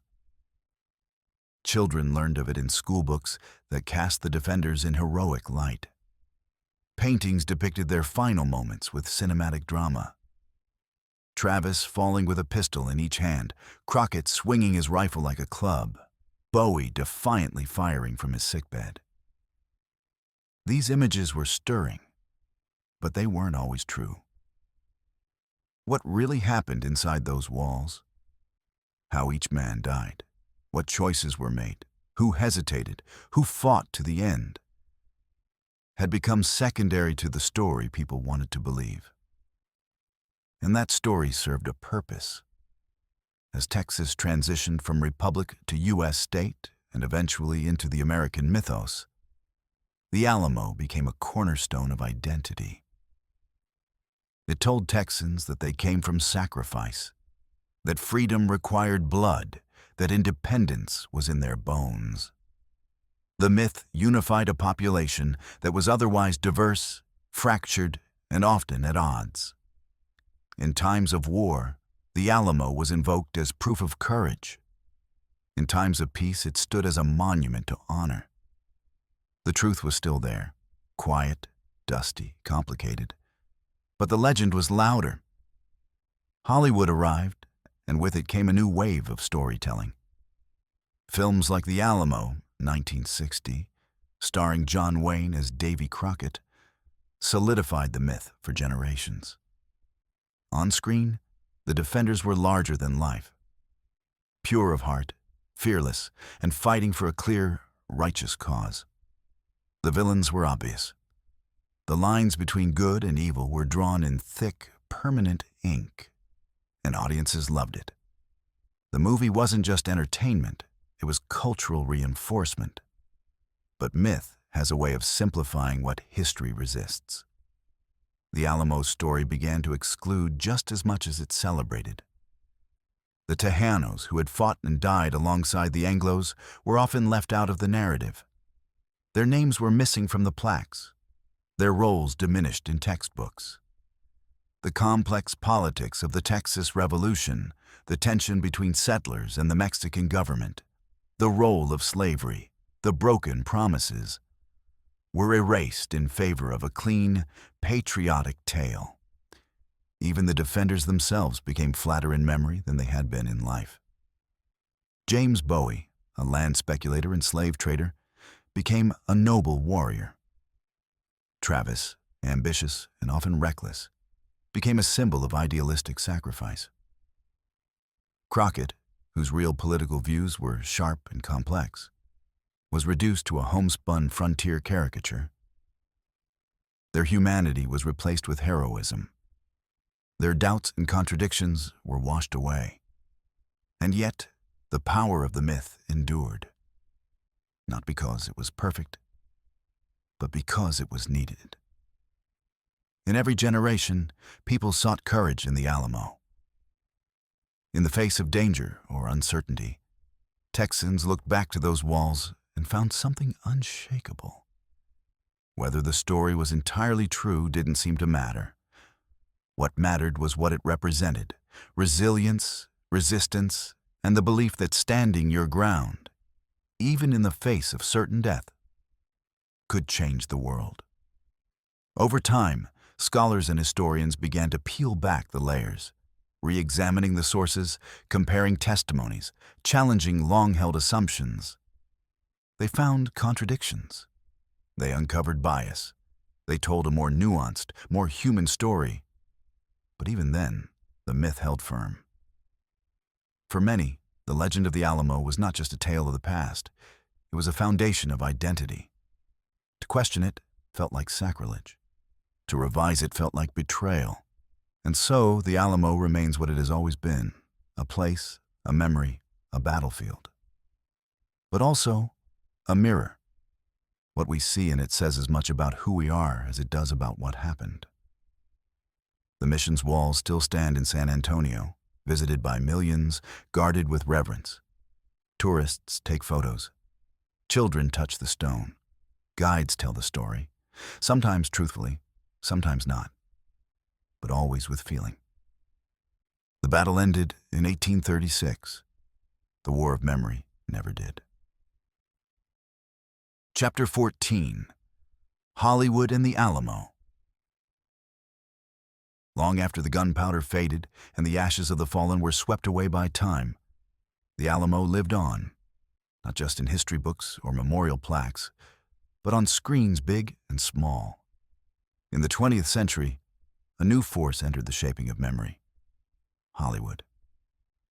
With cameras and scripts, costumes and soundtracks, the story of the Alamo was reborn, not as a complex historical episode, but as a sweeping epic of honor, courage, and ultimate sacrifice. The real story, tangled in politics, identity, and blood, was now projected in cinemas, simplified and glorified for audiences hungry for heroes. and no one carried that flame higher or farther than John Wayne. In 1960, John Wayne released The Alamo, a grand Technicolor film that took years to make and nearly bankrupted him. He directed, produced, and starred in it, playing Davy Crockett as a fearless, grinning frontiersman who faced death with a wink and a rifle. Wayne's Crockett wore a coonskin cap, spoke in plain wisdom, and symbolized the ideal American: brave, principled, and unshakably free. The film presented the Alamo not just as a historical event, but as a moral tale. Liberty was under siege. Tyranny wore a uniform. And real men, red-blooded and righteous, stood against the tide. Audiences were moved. The visuals were stunning. The music swelled. The dialogue was packed with patriotic fervor. The characters were cast in clear lines. Heroes with square jaws and steady hands. Enemies cold and faceless. For many who watched it, especially outside Texas, this was their first encounter with the Alamo. And it stuck. The movie gave faces to the legends. It gave Crockett a voice. It gave the Alamo an emotional core that resonated far beyond Texas borders. But for all its grandeur, the film was less a lesson in history than a reflection of its time. Released at the height of the Cold War, the Alamo mirrored America's anxieties and aspirations. The defenders of the mission became stand-ins for American values, facing a monolithic enemy that demanded obedience and crushed dissent. Santa Anna's army wasn't just Mexican. It was an embodiment of dictatorship. The men inside the Alamo weren't just rebels. They were freedom fighters, dying not just for Texas, but for the soul of the West. In crafting this narrative, the film bent reality to fit the myth. The defenders were portrayed as unified and unshakably noble. Internal disagreements, political motives, and personal flaws were smoothed over. James Bowie's complex past, including land fraud and slave trading, was erased in favor of stoic heroism. William Travis's ambition and youthful arrogance became noble idealism. The Tejanos who fought alongside the Anglos were barely mentioned, and the presence of enslaved people within the Alamo's walls, such as Joe, Travis's servant, was completely absent. John Wayne wasn't alone in building this myth. Even before his film, Walt Disney had contributed to the legend. In the 1950s, Disney's Davy Crockett miniseries had captivated American television audiences, turning Crockett into a folk hero with a catchy theme song and an iconic outfit. Played by Fess Parker, Crockett became larger than life, half politician, half pioneer, all heart. Children wore coonskin caps. Merchandising exploded, and once again, the Alamo served as the final, noble stand. The Disney version presented Crockett as a kind of American knight, humble, wise, and fated to die so that others could live in freedom.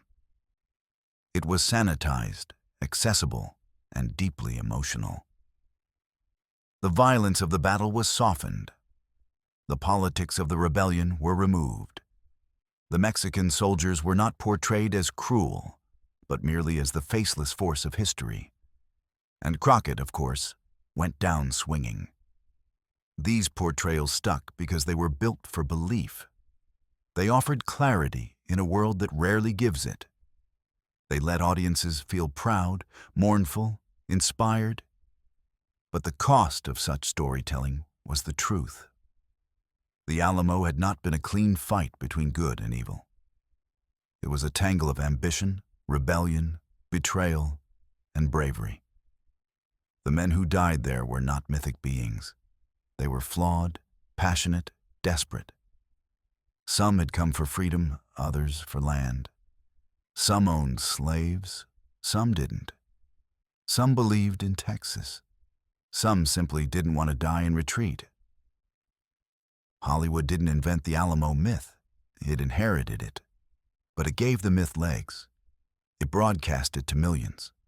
It made the Alamo not just a Texas story, but an American one. In doing so, it locked the memory in place, sometimes at the expense of those left outside the spotlight. It wasn't until decades later that new filmmakers and historians began to challenge the old images. In 2004, a new version of the Alamo was released, starring Billy Bob Thornton as Crockett. This version was darker, quieter, and closer to the historical record. The characters were more human. Their motivations conflicted. Their fears were visible.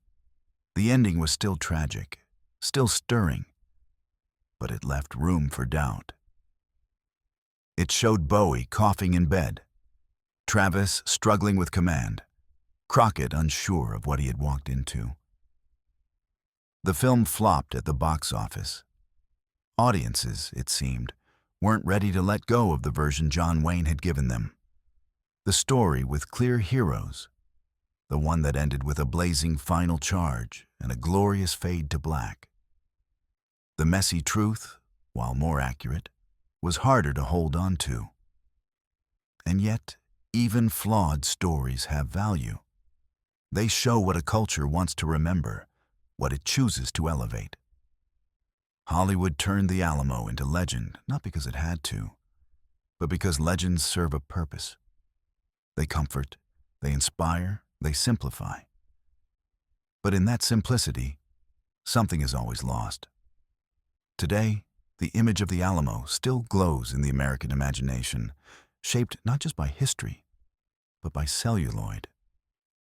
Tourists walk its grounds, picturing Crockett with a rifle and Travis with a sword, as if the scene has been frozen in time. And maybe, in a way, it has. Hollywood made sure of that. But the real story still waits, beneath the surface, behind the screen. It's not quite as pretty, not quite as clean, but it's still there, in stone and shadow, waiting to be remembered. Chapter 15. The Alamo in Modern Memory. Time has not silenced the Alamo. If anything, it has amplified it. Nearly 2 centuries after the battle, the old stone walls still stand at the heart of San Antonio, surrounded by modern life, hotels, traffic, tourists with cameras. People walk past it every day, some with reverence, others barely glancing. Yet beneath the layers of reverence, tourism, and ritual, the Alamo remains a battleground. This time not of muskets and bayonets, but of memory. For generations, the Alamo stood unquestioned in the Texas imagination. It was a story told with pride, passed down in textbooks and shouted in stadiums. It was the ultimate symbol of Texan resolve, of standing your ground against impossible odds, of choosing death over surrender. Remember, the Alamo wasn't just a historical reference, it was a value, a worldview. For many, it still is. But stories change. Or rather, people begin to look at them from different angles.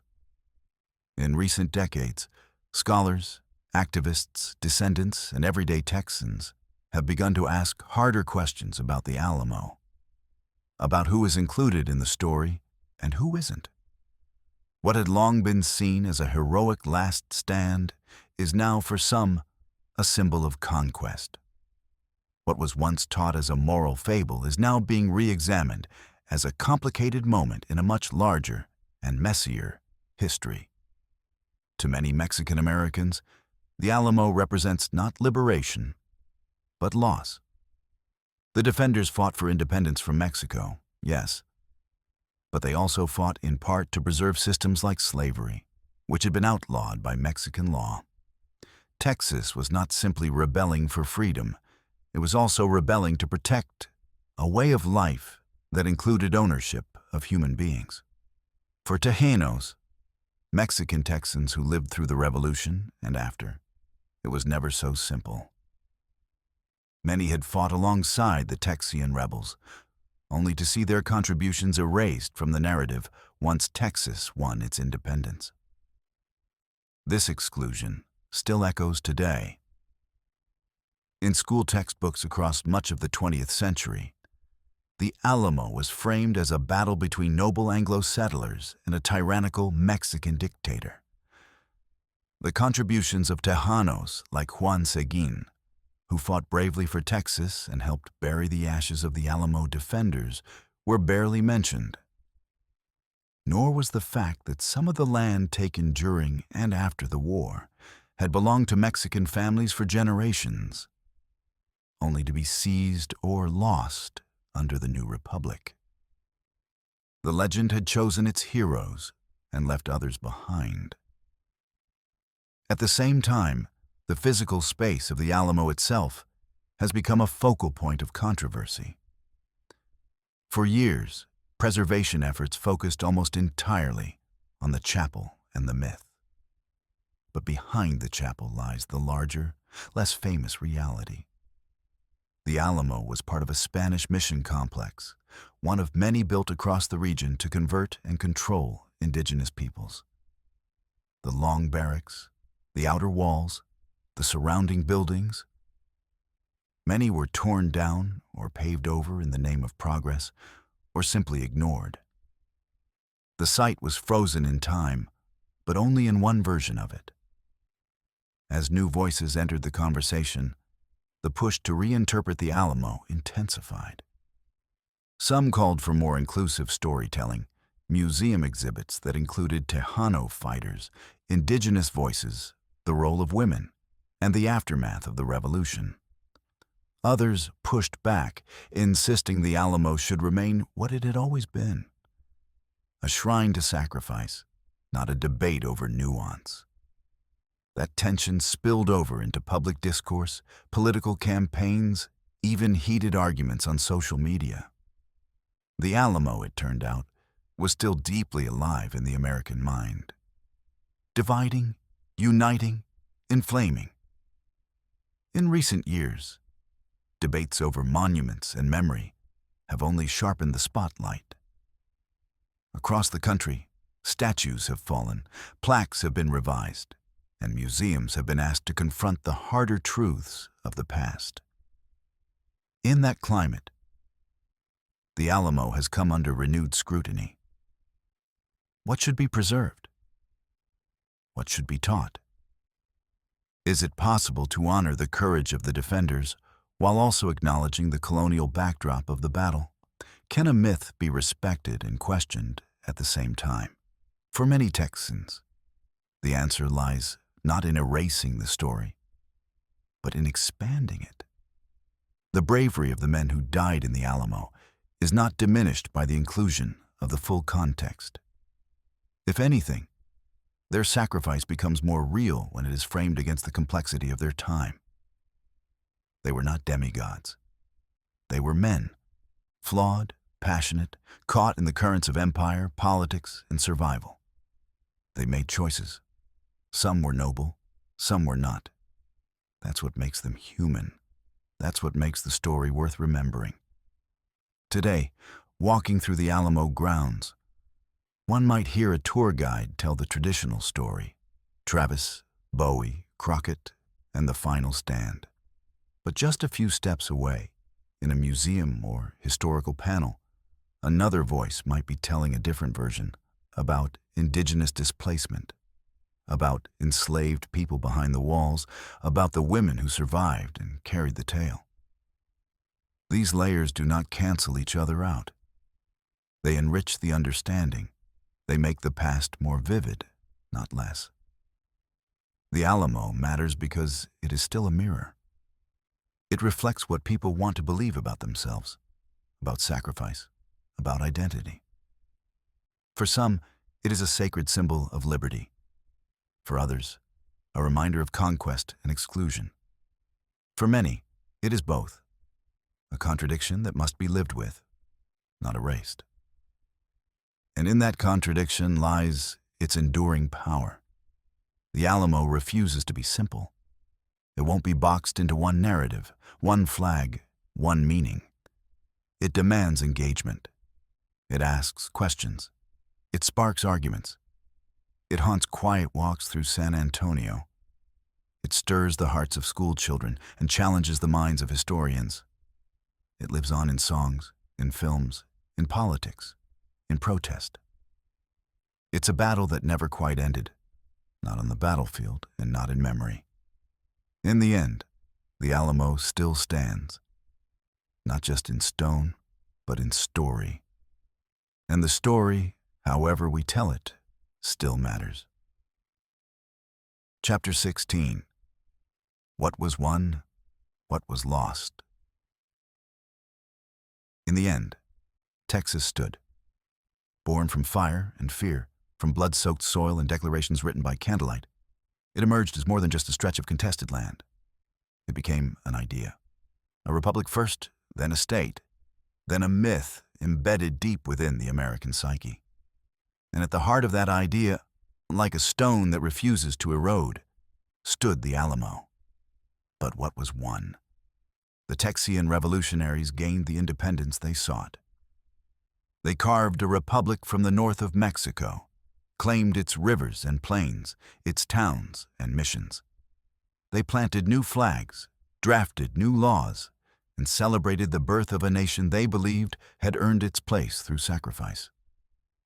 The name Texas became synonymous with toughness, with pride, with defiance. In that sense, the men who died at the Alamo did not fall in vain. Their stand, though doomed, galvanized a people. Their story, though tragic, inspired a triumph. 6 weeks after their deaths, Santa Anna was defeated at San Jacinto. The war turned, and the course of history shifted. But victories are never simple, and freedom never comes without a cost. The new Texas, though proud and self-governed, was built on contradictions. Many who had fought under the banner of liberty also fought to preserve slavery. The Constitution of the Republic of Texas enshrined the institution, banning freed black people from living there and allowing human beings to be bought and sold. It was a hard truth, one often left out of the heroic retellings of the Revolution. For many, the liberty won was not liberty for all. Tejanos, who had fought alongside the Anglo settlers, soon found themselves pushed to the margins. Though they had risked their lives for independence, many were stripped of land, political power, and social standing in the years that followed. The cultural divide that the Revolution had temporarily bridged reopened, sharper than before. The myth remembered heroes like Travis, Crockett, and Bowie. It forgot the names of men like Gregorio Esparza or Jose Toribio Lozoya. What was won for some was taken from others. Even the land itself bore scars. Missions were repurposed or abandoned. Indigenous peoples, already displaced by Spanish colonization, were pushed further out, their histories overwritten by new borders and new flags. The Revolution settled a score between Mexico and its northern settlers, but it deepened a much older wound between empires and native peoples, one that would stretch across the continent for decades to come. Still, the story of the Alamo endured, not because it was simple, but because it touched something elemental. The idea of standing your ground, of choosing death over surrender, of holding a line even when there is no hope. These are stories older than Texas. They speak to the core of how people define courage. And for that reason, the Alamo became more than a Texan symbol. It became an American one. Generations grew up with a legend. In times of war, soldiers carried the memory with them, inspired by the idea that bravery could transcend defeat. In times of peace, politicians and poets pointed to the Alamo as a reminder of the price of freedom. The small mission in San Antonio, with its crumbling walls and ghost-filled rooms, grew in stature far beyond its physical size. It became a shrine not just to the fallen, but to the version of history people wanted to believe. And that's where the deeper cost lies, not just in lives lost or battles fought, but in the shaping of memory. The Alamo story was always complex. It was about rebellion, yes, but also about empire. It was about freedom, but also power, ambition, and identity. The defenders were brave, but also flawed. Some were drifters, some were dreamers. Some sought land, some sought redemption, and some simply found themselves trapped in the wrong place at the wrong time. Their deaths were not part of a plan. They were the result of choices, some noble, some desperate, some doomed from the start. But the myth cleaned all that up. It offered clear heroes and villains. It gave the nation a tale that fit nicely on bronze plaques and marble walls. The cost of that clarity was nuance. The cost of the legend was truth. Yet perhaps myth and history don't have to cancel each other out. Perhaps the legacy of the Alamo is not found in choosing between the two, but in recognizing both. To honor the defenders is not to pretend they were perfect. To question the narrative is not to deny their courage. The true meaning of the Alamo lies somewhere in between, the space where ideals clash with reality, where valor meets consequence. In the years since the battle, the United States has grown and changed in ways none of the men behind the walls could have imagined. The borders they died for shifted. The politics they fought under dissolved. But the questions they raised about sacrifice, justice, and who gets to claim the title of hero are still with us. Today, visitors from around the world walk the grounds of the Alamo. Some are moved to tears. Others take photos and leave without thinking twice. Children trace their fingers along the stone. Elders stand in silence. Guides tell the story as best they can, part history, part legend, part mystery. Outside, the city moves on, modern and bustling, while inside, time hangs still. The Alamo cannot speak. It cannot defend or explain itself. It cannot correct the stories told in its name. But we can. We can tell those stories with honesty. We can remember the courage without forgetting the complexity. We can hold the past without being trapped by it. What was one was a nation, imperfect, evolving, and fiercely proud. What was lost was the chance to carry forward a fuller, deeper truth.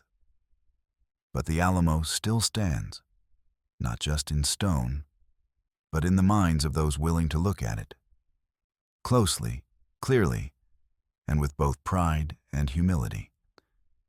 It remains a place not just of remembrance, but of reckoning. And perhaps that is the most enduring legacy of all.